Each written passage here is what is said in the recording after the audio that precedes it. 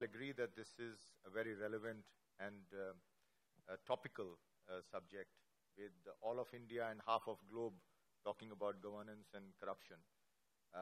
And as a moderator, I couldn't have asked for a better or more knowledgeable panelist than here. We have, in no particular order, we have the man himself, Mr. Vinod Rai, the Comptroller and Auditor General of India.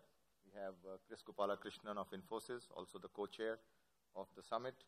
We have Rajat sitting next to me, who runs the Asian Development Bank and can give us, the perspective from different countries in Asia. We have Manjeet Kripalani, well-known foreign policy expert, if I may say, Manjeet. Siddhartha Lal of Eicher Motors, and a young global leader and a co-chair of the summit as well. And last but not the least, we have Ramesh, Ramanathan, a crusader and also a founder of this beautiful site I went through, ipaidabribe.com. So those of you who haven't yet gone through it, do please do. It's very interesting. With that, ladies and gentlemen, let me spend a couple of minutes on set the context. And to me, any governance is good and effective when the decision-making process is transparent, when the decision-making process is participative, people are held accountable if found to be wanting, the process is efficient, and most importantly, the process is responsive to people. And many of us carry an impression that not much is happening on the governance front in India for all these years, and there are no positives at all to be seen, and we will be discussing that within the panel a little later on that. Now, World Economic Forum has actually taken a beautiful initiative and produced a report, which is here, and that report has been contributed to by PwC, and it very clearly brings out a few facts, and without going into too much of detail, it actually shows that a lot of effort has gone in this initiative towards building a mechanism of governance in India. Yet a lot more needs to be done. And while transparency and inclusion are definitely the two pillars moving towards the mechanism of governance, the concept of inclusion itself has changed over the years. And I think now the expectation is a more direct participation by the people. We also have seen that the society today does feel empowered by regulations like RTI and others, and a more proactive Comptroller and Auditor General of India, if I may say so. And finally, I think the concept of governance is evolving with technology and social media playing a very intricate role. It eliminates or helps in eliminating the middlemen. It also is more direct, and it improves the processes, etc. So, before I go straight away into asking questions to the panel, I thought let's make this discussion and this session a little bit more inclusive, because inclusion is, one of the fundamentals here, and bring in the audience into a small audience poll, if I may call it so. So do please raise your hands, and I hope I can see all the raised hands when they are raised. So let me just ask quickly two questions. And with all that which has been said and seen on lack of transparency, lack of governance, lack of accountability, etc., do you think the India brand, as far as global is concerned, has suffered? And more importantly, do you think the slowdown which one is encountering is also or can also be partly attributed to that? So could you please raise hands so that we know? Okay, that's a lot of people. Any of us who believe to the contrary, can you raise hands? Okay, so some of us were shy to raise hands, but that's all right. So we all agree that it has actually dampened. And the second question before I go to the panel is that, do you feel that India's best decisions actually do get stifled by weak implementation? So it's implementation which is a bigger culprit than the policy setting, etc. Could you raise hands, please? Okay. Right. So thank you very much. I think we as panelists do get a view of where our audience are and what is it which they would want us to discuss today in this session. So let me straight away kick it off and maybe start with Mr. Rai, yourself, sir. So let's do some context setting. And how do you see the whole corruption situation in India so far as the institutions are concerned, and what would be your suggested solutions to tackle this menace? Thank you, Deepak. Thank you very much. I must say that you've just proven this morning that despite the show of hands on your first question, you certainly are not risk averse, in the sense that you are asking the auditor. Nobody likes to hear an auditor, least of all see him early in the morning, kick off a session. So you certainly have proven that you're not risk averse to it. But let's understand one thing, that standing where we are today, parliamentary democracy as in India has delivered vibrant growth, economic growth. Now, we are part of the global setup. We are plugged into the global system. And somewhere down the line, if there are hiccups in the rest of the globe, it has to hit us also. As far as India is concerned, we must also acknowledge that today the citizen has come center stage. Media has become alert. I'm just laying out the scenario as it exists today. Media has become alert. And let me say, though they are present over here, quite often they are in overdrive too. Also, that the judiciary has started asserting itself. Institutions are asserting themselves. Now, if all this is the situation today, I'm pretty certain, and I was very happy this morning when I picked up the Economic Times, and I found, and I must most unabashedly congratulate captains of the industry in that initiative that they've taken, 5 of the leaders having signed a partnership for corruption. It's a beginning. You are just sounding a bell, giving an indication about what things are like and how you would like to take it forward. So I'm sure that those assembled in this room today, each one of you would vote to have a situation where each one is treated equally, each one gets a clear, clean administration, and each one in corporates is assured of maximizing profit. And why I'm stressing maximizing profit is it's an economic tenet as against rent seekers. Now, if that be the situation, why do we feel so despondent when we see the churning in society? It has to come about. It has to come about. It has happened because I sincerely feel that we were all aware of what was happening. Probably what I would like to call the silent majority was suffering it silently. And when the citizen has come center stage, when middle class, the burgeoning middle class has realized it has a voice of its own, it will begin to assert itself. And the earlier we realize that institutions and the citizen will assert itself, we will be working towards a much better society, which maybe we've taken a dip in economic growth, but that's a small transient phenomenon. And very soon, I think the earlier that we realize these, that we will be on the upswing. Institutions created by the Constitution, independent institutions, have become to deliver. They have realized that they have a role, a commitment to do so. And to the extent that institutions are provided autonomy, they will be on the side to ensure that there is governance which has a totally transparent and accountable side to it. That's what I'd like to say in my opening remarks, and I'm sure we can be able to take this forward. Thank you, Deepak. Yeah, Mr. Rai, just one small question. You talked about autonomy of institutions. How hopeful are you that that's going to be achieved?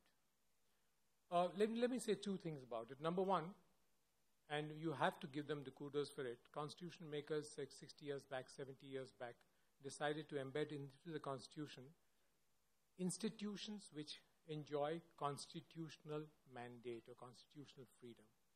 I mean, take the institution of the CAG, appointed once, has a tenure of 6 years. He cannot be removed like the judge or the Chief Justice of the Supreme Court. He can be removed only by impeachment. And on the other side also, post his demitting office after his 6-year term, he is ineligible for any further employment with government. So it operates both ways. He's assured of independence, and at the same time, he has to exercise independence also because he is ineligible to take up anything, so he will not curry favor.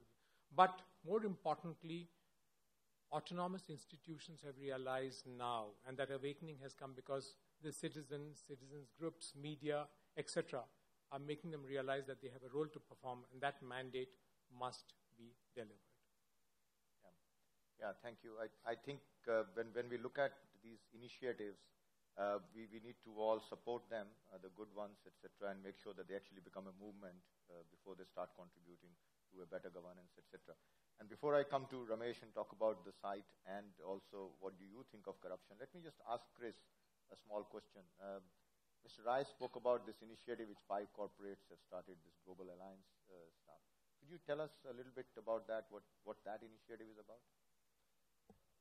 Well, it's a small step, I believe. I strongly believe that, as Mr. Vinod Roy said, we need to commit and we need to implement within our own organizations.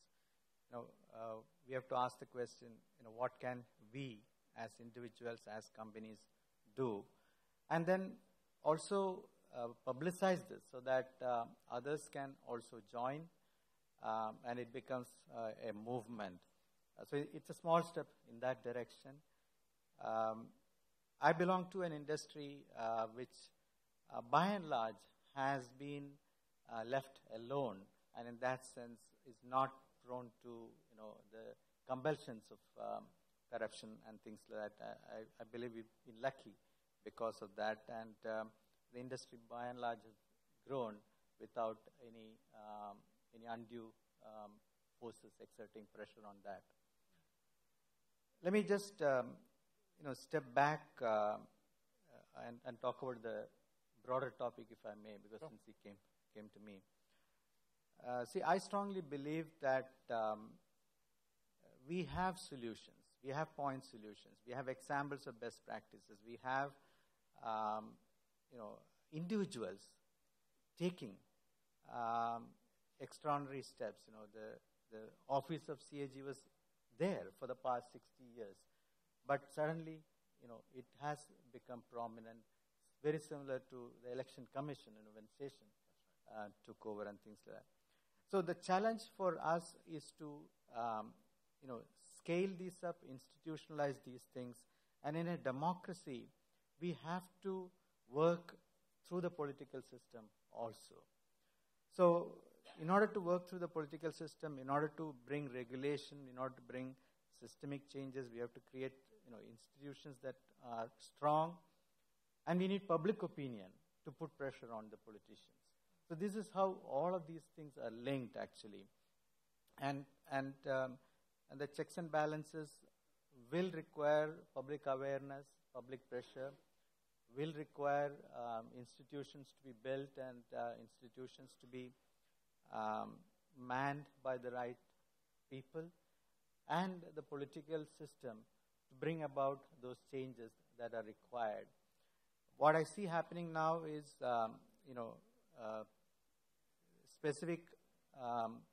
specific examples where we found a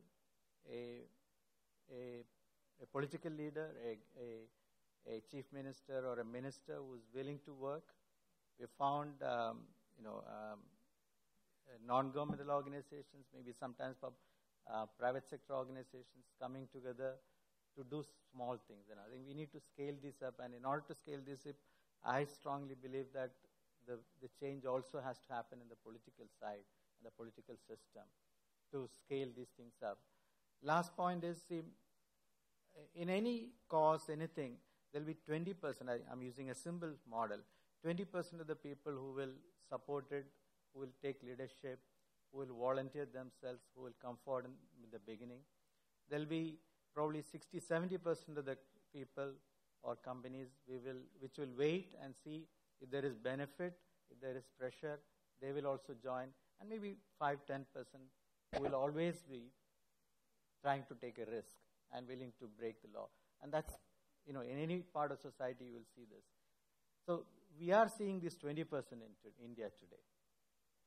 In leaders, in change agents, in politicians. I think we need to get the remaining 70% awakened.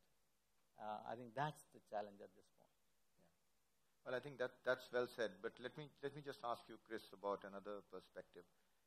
When one looks at corruption and one looks at governance kind of stuff, one keeps hearing that, look, it's something which needs to be worked at relentlessly. This is something where the moral fabric of the society needs to be strengthened. This is something which is so deep-rooted. It needs a cultural change. And all of those give one an impression that it's a very long-term process, right? And realizing that in the long term we are all dead anyway, do you think that there are short-term solutions versus long-term solutions, and what are those? Short term, it will be based on individuals. It will be based on actions taken. Maybe publicity creation of publicity and things like that. But in the medium to long term, we have to get the majority behind it. Majority in all sections of society, including politicians, and systematic changes will have to be brought in, and that's why it is going to take some time. It is not going to happen overnight. There will have to be public opinion created. There will have to be pressure created. And then the institution building will involve, of course, technology and the real change that needs to happen to make it easy. See, a lot of things have changed in the last 20 years, last 20 years from 1991. A lot of changes have happened. We've grown dramatically, but the institution building has not happened really. Many of the institutions have, from when we became independent, I think with modern technology, etc., we need to relook at some of those institutions and the participation of individuals, participation of private sector in governance, etc. We need to relook at these things. Then we will find the new institutions that are required for 21st century. Right. Let me move to Ramesh now. I mean, are we as a society inherently corrupt? And do you see any difference in the big ticket institutional corruption which the CAG is helping us unearth and the day-to-day corruptions? What's your take on that? Let me give you a data point as far as the inherently corrupt question. Are we like this only? There's a terrific example of a country in Eastern Europe, Georgia, which over a period of 10 years went on the Transparency International Index from the bottom of the pack to at the top of the pack. So I think it's a clear evidence that ultimately people respond to a set of rules and how those rules are enforced and defined. I think India is at that inflection point. And as somebody who spent the last 14 years trying to do social change, I can say that this is the best, most exciting window of time we're in right now for the reasons that Mr. Rai talked about, which is that citizens are suddenly becoming empowered. We're feeling that we are important. The same excitement that happened when we had economic liberalization 20 years ago is palpably evident today, where people are saying, I as an individual am relevant in the social issues that bothered me all along, but now suddenly it's not just me alone, but we can collectively have a voice. And I think media and technology and all of this are clearly catalyzing forces for that. Let me give you one example of it. We had in the typology of corruption, we've chosen, my wife is here, she's the co-founder of Janagraha, and she's the brains behind an initiative that we started a year and a half ago called iPaidAbribe.com. So those of you who've got your websites and tablets, please check it out. Over the last 1.5 years, it's emerged as the world's largest repository of crowdsourced data on corruption. And it started with this very simple idea.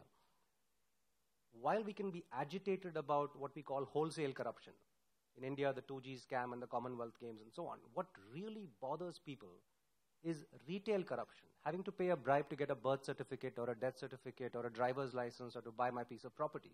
That erodes my sense of dignity. And it hits me in a very personal way. And I think what we are trying to do is to say, let's address that, because if we can address that, the first thing we do is to remove those irritations and bottlenecks and make life easier for average people. But more importantly, more fundamentally, we restore a moral fabric to our society. If I am not compromised in my day-to-day life, I will be less tolerant of things that are happening at the next level and the level above me. So there's a multiplier effect. We can have a bubble-up sense of morality in our country rather than a trickle-down sense of change. And over the last year and a half, this site has shown us, we've had over 500 cities in India that are reporting tens of thousands of instances of corruption. But most importantly, we're using the data to drive process reforms. We've had examples where agency heads, bureaucrats and politicians in their departments are calling us up and saying, we're embarrassed that we are on this list. What can we do about it? And we've done process mapping to show where are the changes that can be brought about and so on. So our view is we're at a very exciting point of transformation in India. Are the problems complex? Absolutely. Is there a single silver bullet solution? Not at all. We think we're on a country of either ors. We're a country of ands. We should keep doing this and that and that. The CAG should do what it can do. But the idea is not about commenting on what they can do better or what others can do. But each of us has the ability to transform some change. And I think we are evidence of that. And what we're seeing is an increasing momentum for that. Right. Thanks, Ramesh. Let me ask you, Rajat, do you think this definition of inclusion has actually changed over the years? And how would you define the interlinkages between inclusion and governance? Thanks, Deepak. Let me build on what Ramesh has just said. I think more the empowerment, whatever the political system, more the participation, better it is for governance. There's no doubt about this. However, we should be also realistic. Evidence has shown in various countries that the moment you start decentralization, giving devolving power, there is actually an uptick in corruption because now there are more people dipping at the well. But that's all right because then it works itself out because then you've got other people watching over them and you have a process of empowerment which comes in very handy. So an open society, often a chaotic society like ours, is actually the best antidote. And this is why I'm very pleased with the report that you mentioned, Deepak. The 73rd and 74th Amendment, I had always felt was a very powerful voice given to the panchayats, to the urban local bodies. And I think we are evidence of that. The other thing which I should notice, the power of empowerment, is the presence of Mr. Rai himself. And I compliment you, Mr. Rai, for this. Not only because you bring the issues to the table, which is good, which is very important, but then you talk about it. People then can participate in that dialogue. And that process of inclusiveness, I think, is absolutely critical, necessary condition, not sufficient. That's the other thing I should mention. And this is where I'm hoping I'll hear a lot more about technology from you, Kris. People somehow think inclusiveness, you've got a civil society, you have heard them, therefore things are okay. That's just a necessary condition for good governance, not sufficient. Sufficiency conditions are much more complex, and colleagues on the panel, I'm sure, will talk about that. Right. Mr. Rai, your comments on this inclusion and the linkage with governance? See, Deepak, Rajat just alluded to the 73rd and 74th Amendments. In terms of enabling the citizens, I think those were landmark legislations, absolutely landmark legislations. And then followed up with the RTI Act, which was introduced in 2006. Now, let me draw an example. The RTI Act was introduced in Rajasthan much earlier than in Government of India. It was introduced in the year 2000 itself, and that was because of the movement with Srimati Aruna Roy and company had started, and they brought it to excellent fruition into what is known as the Jan Sunwai program today, which really calls officials to be accountable and has brought about tremendous empowerment upon the rural population. But more than that, I think the decisions taken by the Government of India in introducing a delivery channel which is different from the delivery channel which was hitherto being practiced. If you look at the Rural Employment Guarantee Program, the Rural Health Mission Program, the Sarv Shiksha Abhiyan as it's called, these are not through the conventional government department delivery channels. These are through people's societies and groups.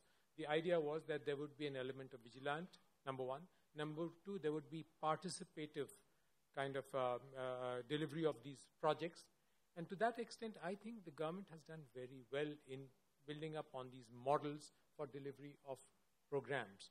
So I think inclusion to that extent has certainly been brought about by the government. It's now left to polity, society, urban and rural, to take these legislations, empower themselves, and ensure that they come forward to implement these. Okay, let me ask a question to Siddhartha now. Siddhartha, you are surely the youngest member on the panel, and as one of the young global leaders, do you think, or how do you think the youth of the country actually look at this whole piece on corruption? And the second part of the question is, do you think the scale of corruption has actually increased, or it was always like that, except that it's a little hyped up now because of different people and segments of society talking about it? But whichever way it is, I also want your comments on, do you think that this is actually the tipping point now, and we are at a low and things can only get better provided we improve our implementation? Yeah, absolutely. I think, firstly, I think what you're talking about in terms of, has corruption grown? I don't think there's any question about that, really. I mean, what used to be in crores became tens of crores, hundreds, thousands, and now lakhs of crores. So it's gone exponential. It's like if you ask a business person, right, and if you ask him that, I give you an opportunity which is zero risk and infinite return, will you take that? And that's what, it has been over the last 10, 15, 20 years. And that's why the scale has been going higher and higher and higher, because, there's no risk. But now, of course, the risk element is starting to come in and the returns are starting to become lower. So it's, in a sense, it's nearly market. So the risk elements are there. The hitherto, it's like the Harry Potter, you can't name people. Now, the press is naming people. The press is talking about, people who should not have been named, as it were, and so it's all out there. The dirty linen is out there. And therefore, to your point, there is no question that this is also the tipping point. This is, the light, I mean, it's darkest, just before dawn. And I think it is certainly the tipping point where, when everything is out there and when the public opinion is so high, there is something going to happen. And the risks have become much higher to this, let's say, to this business of corruption, as it were. And of course, as we were talking about in terms of what Mr. Rai said, in terms of, there is this need, and I'm talking from a business perspective first and then from the youth perspective, there is this need, and one sees it, that, let's say, the rent seekers, as Mr. Rai said, it's out there. I mean, there are people currying favor, and that's really where all the business is going. India's got outstanding entrepreneurs, but you can't rise up to the top because, it's not transparent, that things don't happen in the right way. So as soon as that starts sort of coming down to some extent, and it's not going to come down immediately, but as soon as there is more transparency, as soon as, companies like Infosys and all of us will join in and actually make an effort towards actually, from our end at least, doing something and making some stop towards corruption, of course, I mean, the country will change. So I think the youth, on the youth aspect, I think it's a lot more to do with what Ramesh was saying. It's a lot more about the retail versus wholesale corruption, because, that's where the youth see it. They see that they have to partake in it. They lose dignity.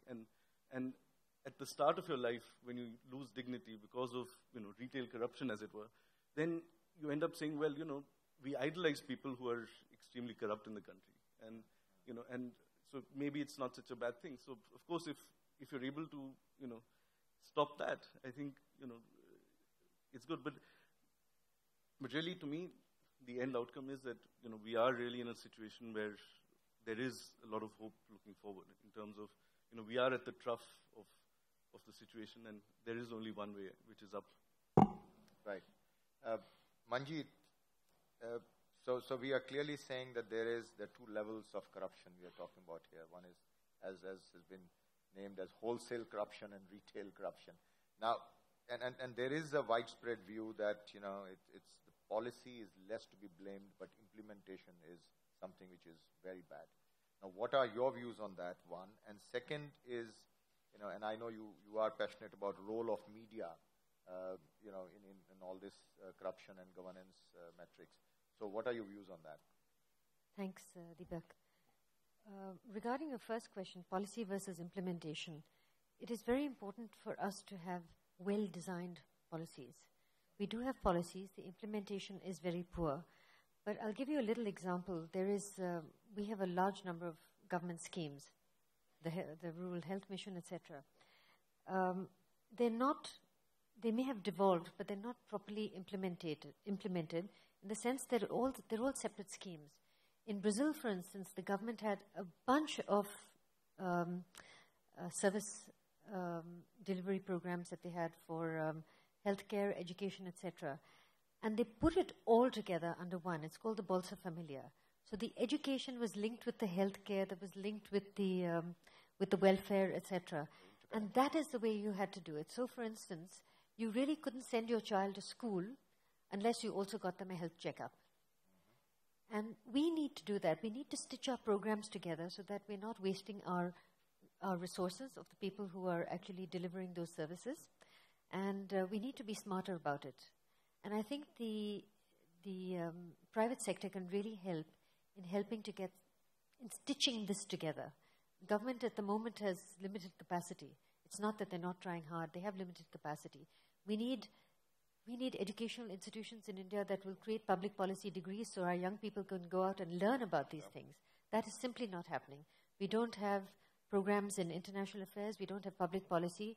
I'm sure there are many people in this room who have children or friends who are all going off overseas to study public policy at the Kennedy School. This should not be necessary because we have good minds and we should be able to do it.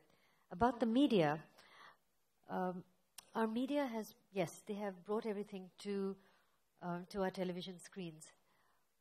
What they aren't doing is actually investigating themselves. They've left it to the activist to do all the investigation. So consequently, you see everybody talking about Mr. Kejriwal and talking about Mr. Rai, but no one is actually going there and following up with the Auditor General or with the Accountant General and saying, what are these numbers? Can we go down to the ground and verify these numbers? Part of the reason they're not doing it is that they are themselves owned by business interests. Those business interests are inimical to this kind of exposure because they have shareholders or they have politicians that own them. Media needs to separate itself, really. It needs to be what it was always, independent. And maybe the time has come now for media houses not to be owned by businesses, but to become non-profits themselves. And this is where think tanks come in. Just now, the think tanks in India are starting to do the work that the media is doing simply because the media feels they don't have the resources to do the kind of deep journalism and reporting and investigation that they have. So I really encourage the private sector to start building institutions. Every company in India has a think tank within itself. Make it private, pool your resources together and make it private. In Bombay, where we are, we're the only think tank in Bombay. We're a foreign policy think tank, but we don't have a business think tank that's independent. We don't have a financial think tank. This is India's financial center, and we're the international face of the world, of the country. So we really need to build this from the bottom up in order to marry policy, smart policy with smart implementation. All right. Thank you. Yeah, Ramesh. Deepak, I just wanted to say this is the topic that you'll have chosen for this is a very large canvas. And if you take the comments on transparency, corruption, and so on, there's a set of things that are happening, and we've talked about it. But Manjeet touched upon the issue of policy, but in relation to one of the topics that you've put up, which is inclusion. That's right. And my view is this is a much, much more serious problem that India faces, where there is a fundamental lack of political leadership. There's not a single political party in India that has articulated a coherent, comprehensive vision of reforms for a modern India. When we think about reforms, we think about reforms for the formal economy and entitlements for the poor. I think that's a terrible way to build a modern country. And that's the real problem that India faces, that we actually have a country where hundreds of millions of people are simply not going to be able to participate in a robust economic process for nation building. And that's the real problem. And there's no conversation about that. If you think about the dominant conversation we have, we're only talking about reforms for the formal economy and how do we do implementation of beneficiary programs, entitlement programs for the poor. That has to change. We have a license permit Raj for the poor today that needs to be dismantled. The energy and attention of the intellectuals have to be focused on doing that as well. Okay, so I have to cover a couple of questions on corporate, and then we have questions from the audience. But Ramesh, just let me ask you a follow-up question. Do you think that there are any positives within India which are working towards that, and how does one leverage those? Unfortunately, the positives are too few and too far between, and they are not being driven by government. And that's the sad part. The scale of these problems require the state to take ownership over these. Let me give you one example, affordable housing. I have a company, we have a social business. We run an affordable housing company. There are 26 million units just in urban India that don't have access to housing.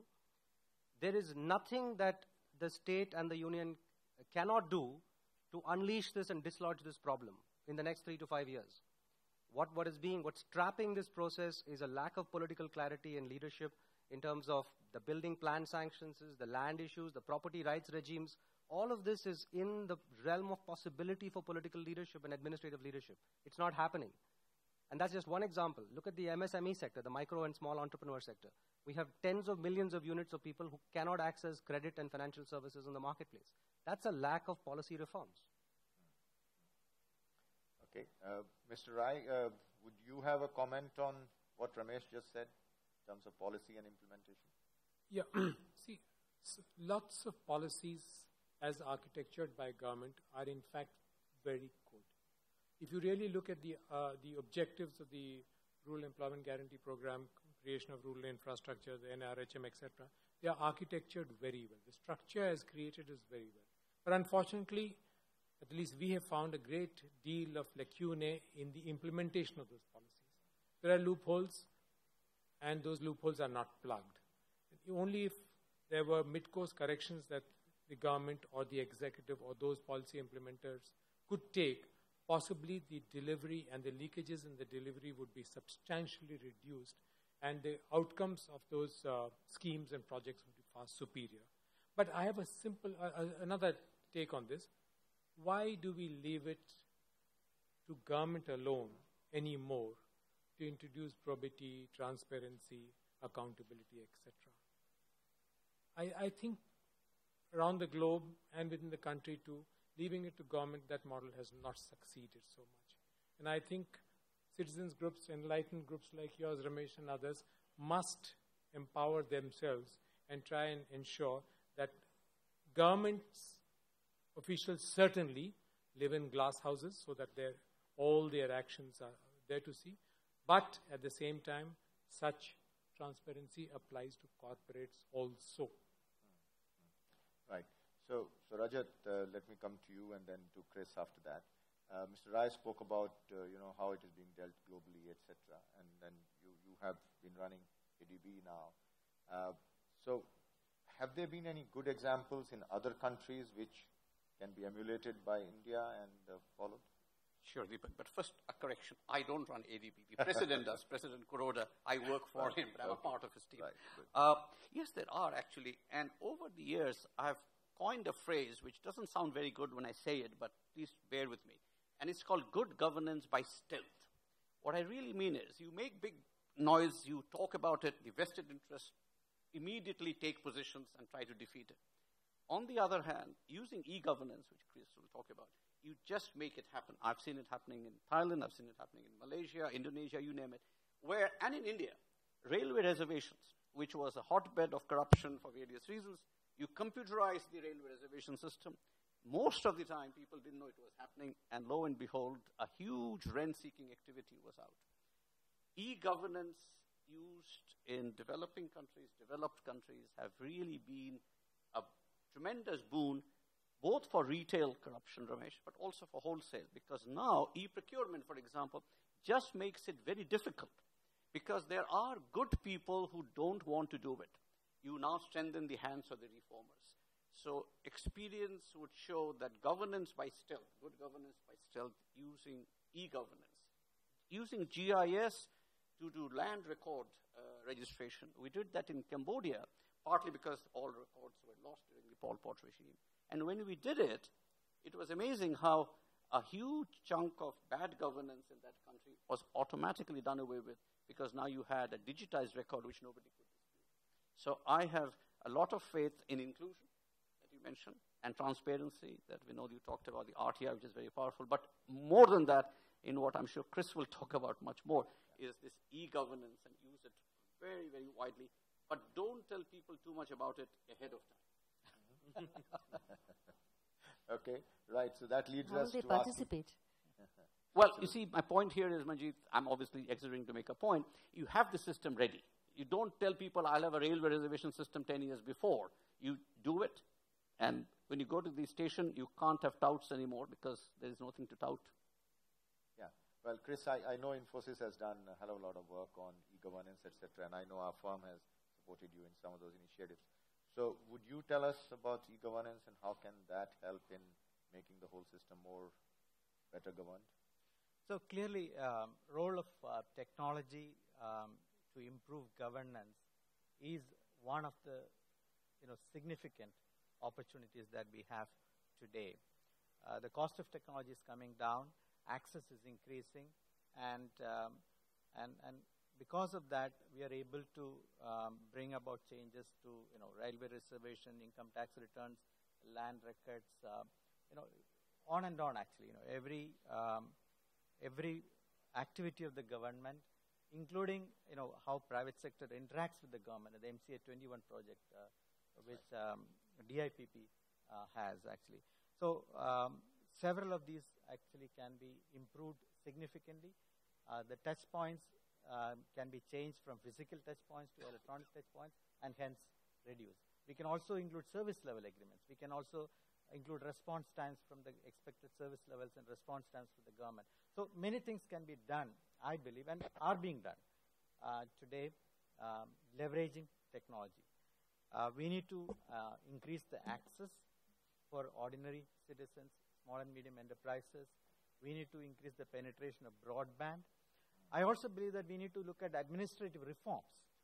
They go hand in hand. In a corporate sector, when we introduce technology, we talk about business process changes, right? In order to make sure that the technology is properly used. So we have to look at administrative changes, and we also have to look at accountability.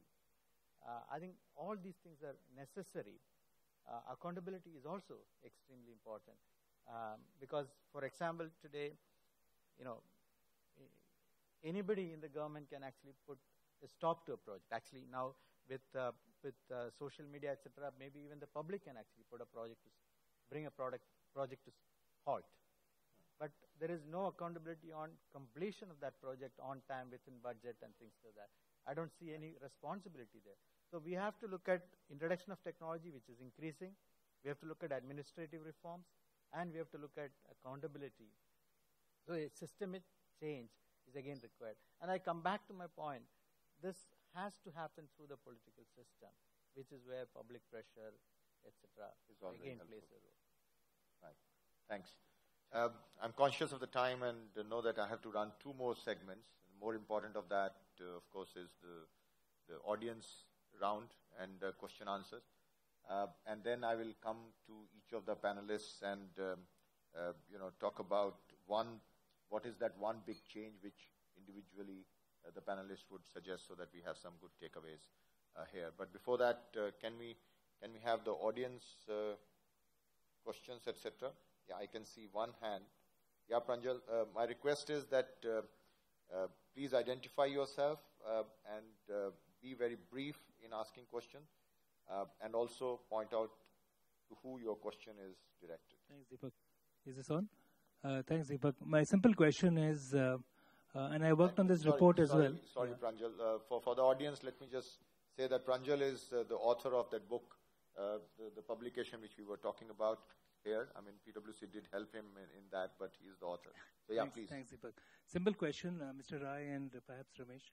Why is there a fear of transparency in India? And very simple physical example is that government offices are behind thick walls.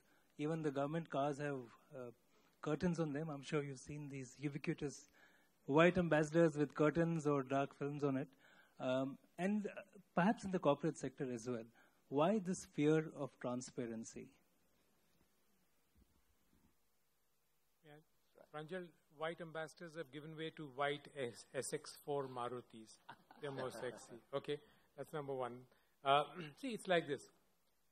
Because I don't want to, I believe that I've been given the power to govern over the 5 years that I've been elected, if I'm an elected member, or if a person like me, who's just because by virtue of having passed an examination which I took 35 years back, I think for life I've been permitted to take decisions which I think are correct. And that's why I'm averse to transparency. But no longer does it hold true with RTI coming, taking root into the system. Today, the administrative executive, which will be guys like me, or the political executive, both have become conscious of the fact that any decision that they take, they will have to record reasons in writing. Otherwise, believe me, we get to see government files probably more than any one of you people do. The brazenness with which decisions were being taken is absolutely appalling. And fortunately, with, call it transparency or accountability, today each one of us will be held accountable, and we are conscious of that now for any decision that we take. So we were at one point of time, let me say, transparency averse, but no longer. And today I think everything is coming out into public domain. Let me just add to what Mr. Rai has said and give possibly an insight that we've had over the last 10 years of working with government, which may not be kind of visible to those who are outside government and working with government, which is many of these issues that they deal with are incredibly complex, and there are always pros and cons. And so when you reach a conclusion about, say, taking a certain action in a certain direction, there's a trade-off that's implicit in that. And the series of choices that they've made to make that eventual trade-off is somewhere in the documents, but it's not evident to the public. And so when they make that final decision, and there's always going to be some criticism, it's not in the DNA of the system today to know how to be transparent, because transparency is a binary switch. You can't be half transparent. You either have to be opaque or you have to be completely transparent. And the people in the system don't know how to navigate that journey from having lived in an opaque environment to now living in an environment where everything is potentially challengeable. They can convert it to their advantage if they talk proactively about saying, here are the trade-offs, and these are the reasons why we made these choices. But that skill set is not currently available in government. Yeah. Rajat, you have a comment to that? Just one comment, following up on what Vinod and Ramesh said. On the other side, I think we've got to recognize that there are many, maybe a very large percentage of bureaucrats, decision makers who are good, who are honest, and we've got to find a way to protect them. What I'm concerned about now with this RTI, which is very, very helpful, very positive, you are getting a system in which people will either kick things upstairs or sideways to get a legal opinion from the Solicitor General.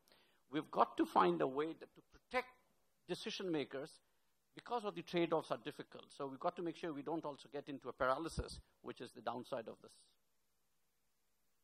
Okay. More questions? Yeah. The lady here in the corner. Yeah, please.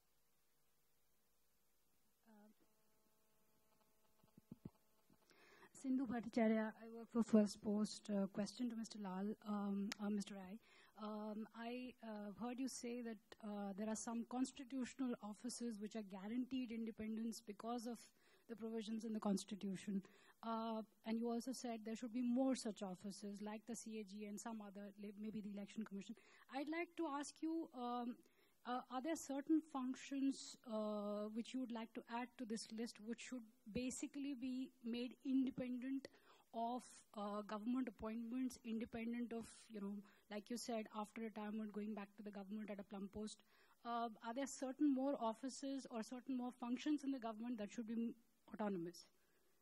Well, we have the remarkable example of the public demanding that the office of the Lokpal should be a constitutional appointment, in the sense that if the Lokpal is expected to function with autonomy and total independence, he will have to be guaranteed a constitutional mandate. Look at the CBI. CBI is not an independent authority in that terms. That's why very often, and everybody writes about it, that CBI has become a handmaiden of the government in power. Why? Probably because it's not independent of the executive. You look at the role of the Central Vigilance Commission, Vigilance Commission is another body, much feared, much maligned, but it's still a statutory body, it's not a constitutional body.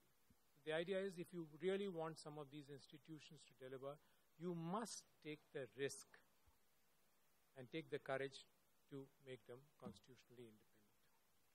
Okay. Mr. Rai, over here, Pankaj Deval, I'm from Times of Yeah, India. go ahead. You mentioned about citizens groups taking a more active role to bring transparency when it comes to corporates. So do you think a body like CAG or another body could be formed to look at least the top corporates in India, because a lot of small investors are involved with them. So do you think something like that is involved in an independent audit of them as well?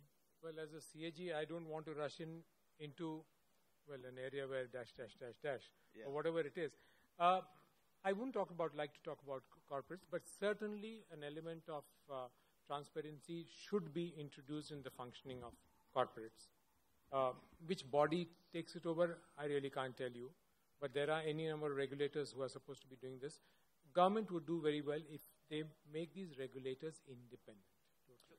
Even for the private sector, you would want an independent body for functions like audit, at least for the top corporates. Is it possible? Do you think that's possible? No, why do you want to distinguish top corporates from any other corporates? Every corporate is like any other corporate. Okay. Oversighting body, you have the audit committees in the board, you have the boards, which the moment these begin to, exercise their mandates, you will have a certain element of probity being introduced in the system itself. Yeah. You see, corporates have regulations from the government which govern. They have independent boards. They have audit committees, which is also supposed to be independent audit, and regulators like SEBI, etc. So there are multitude of these things. What is needed is to make sure that every one of these organs every one of these are active and independent. That's the key thing there. We need to make sure that they deliver on what they're supposed to deliver. Okay, we probably have room for just one question. Okay, we'll take two, but very quick ones. Yeah. Maybe we can take both of them and then we can answer. Yeah, why don't you both say your questions and then we'll have replies. Akhil Bansal from KPMG. My question is open to the panel. I'm picking up the point from Mr. Lal on infinite return and zero risk. And the zero risk to my mind is coming from the point that the judicial system is not able to bring the culprit to the conclusive justice, despite the fact that media and public judgment has happened in many of these cases, whether it's Colgate or it's Commonwealth game or any other scam which has happened. So how important can just by having the institutions, inclusive institutions, can you bring the corruption down to zero level without having an effective and efficient judiciary system? So that's one question. And how about you?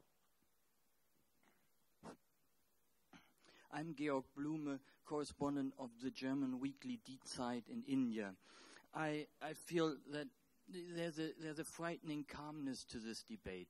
One result of the failure of inclusive governments in India is that last year 1.7 million children under the age of 6 have died because of malnutrition. Since the opening up and reforms of India, more than 40 million children under the age of 6 have starved in India. That's more than ever died under the great leap forward of Mao Zedong. And how, when you look for these solutions which you have been discussing, how outraged you are, how deep is your feeling that you're treating here with a human catastrophe of a scale which we are not witnessing anywhere else in the world right now. How strong is your heart beating when you're talking about these solutions? I want to hear a little bit about your feelings there. Okay, right. Thank you. Any of the panelists? Maybe I'll take this. And, sure, Rajat. We have very less time, so I guess we'll... What I'll do is I'll make my concluding comments also as part of this. Oh, yes. Okay? I think all of us here share the point you're saying, maybe though we are appearing to be very calm. We have talked a lot, very, very publicly. I mean, I know all of us have, media has, about the so-called two faces of India. And both the phases are true. What you say is true, and so is the fact that India has grown at about 8-9% for the last 10 years. You have seen per capita income almost triple. So it's not either or, and I think, Ramesh, you made the point. So I think today we might not have talked about malnutrition or maternal mortality. We might not have talked about the fact that social indicators in India are worse than in Bangladesh or in Nepal in some cases. But it doesn't distract from the progress India has made, but also the challenges of good governance. So I think maybe you have misunderstood our calmness as accepting. Of course not. But we're dealing with a particular aspect of development, which is good governance.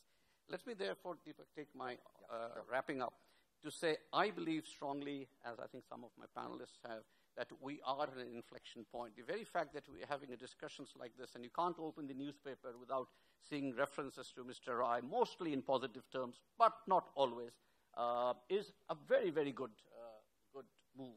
And I think the fact that civil society is very involved means we're getting to that 80-20 inflection point. So I'm very optimistic.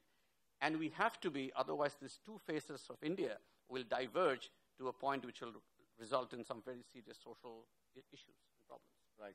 Maybe we can go in that order and also cover the questions and the wrap-up comments. So I'm also optimistic. I strongly believe that we are at a point where because of technology, because of the empowerment of the individual, because of the changes that are happening, because of more participation, more larger middle class, growth, every one of them, we are at an inflection point where I think everybody is now asking for change. Everybody is asking for improvement.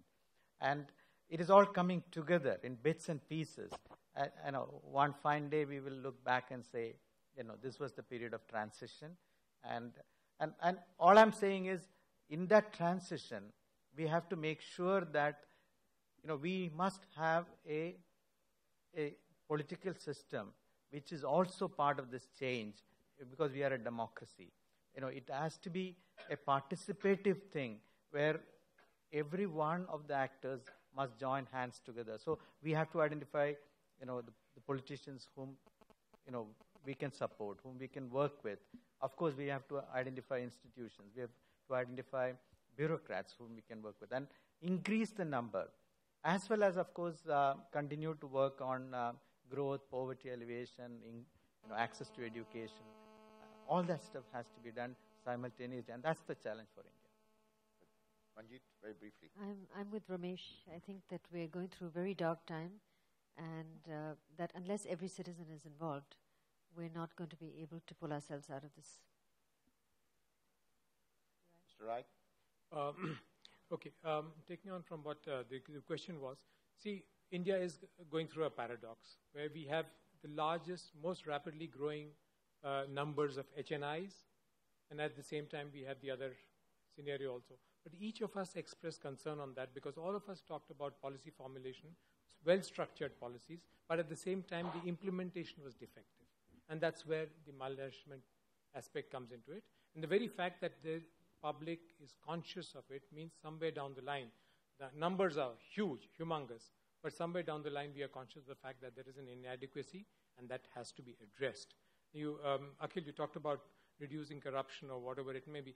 See, it's a question you really can't talk about eliminating corruption, but to the extent that we can, if we can reduce, let me say, cronyism or nepotism, we would to that extent have, tackle this hydra monster called corruption.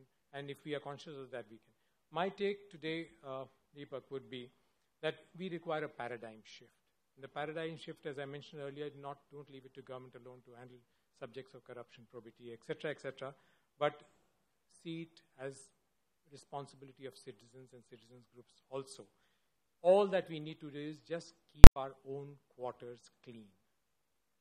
That's all. Space around us, clean in more space, not in terms of cleanliness and load, ensure that it is clean. And taking off from a cue that your report, Pranjal's report, brings about, you've talked about residents' welfare associations. I'm making a challenge, very difficult to implement. Just if you can ensure that property sold or bought, the registration of that sale or purchase deed is actually the price of that property. Today, it is not being registered at anything more than 30-40%. If the RWAs can just ensure that it's being registered at that, believe me, you would have tackled a huge problem. Yeah, I think all has been said. So, but I agree. I mean, there is extreme anger, frustration, all of that, and that's what's led to the type of build-up that as you said, is the citizen's voice. And I mean, everyone is obviously, extremely angered with, like you said, rent seekers who, running away with the nation's wealth. I mean, from any angle. But obviously, we're trying to channel our energies a bit more and see where the outcome is. And I think it's the catalysts which really make it happen. So, because you're talking about long-term and short-term, clearly nothing is going to get eradicated in years. Also, I mean, it's going to take decades. But as you said, if you can actually bring the scale down of crony capitalism, of extreme rent seeking, of wholesale corruption as well, and through, it's anyways happened through citizens' voice. It's happening through catalytic people like Mr. Rai here and various others also, and then of course is through, let's say, leapfrogging technology into e-governance and other things, which doesn't give you an alternative. You have to go in a particular path, and that's and I believe that's where we are heading to. So there is certainly optimism that we're in the right path. Ramesh? Just 3 quick points, one in response to the question and then closing points as well. And the first is on inclusion. As I mentioned in my own comments, this is a major problem for India. It's an incredibly complex problem. And what we need is more frank discussions about it for solutions to emerge. And the more honestly we talk about it, the more likely we will get closer to solutions than just pretending that it doesn't exist. As far as the way forward is concerned, I think that one of the powers of a democracy, even a developing democracy like India, is something we're not utilizing, which is the power of partnerships. That change will not come from the incumbent power system. It will come from alliances, and I don't mean anarchically, but I do mean through partnerships between people in government, people in constitutional positions like Mr. Rai in the CAG, and we've had experience where very positive experiences of these partnerships with the CAG, with the Election Commission of India, with various union and state governments and so on. But we need more of those, and those partnerships need now to be infused with the forces of the market. And we have leaders like Kris and others who are beginning to really step up and take leadership roles in this, which I think is very good for the country. And I'll close by saying, I do believe, despite the fact that this is complex, we are at an inflection point. This is ours to lose, but this will not happen easily. What it requires is an enormous amount of leadership. And building a nation requires sacrifice. This is the obligation of our generation to make the sacrifices that are necessary to take us to the next level. We need to show that we are up for it. What is frankly disappointing is that we don't see that leadership from the political class today. Right. Thank you very much, Ramesh, and thank you very much, audience. I think I will not do another wrap-up after Ramesh has said all of that, what I wanted to say. So thank you very much for your participation, and thank you very much for attending the session.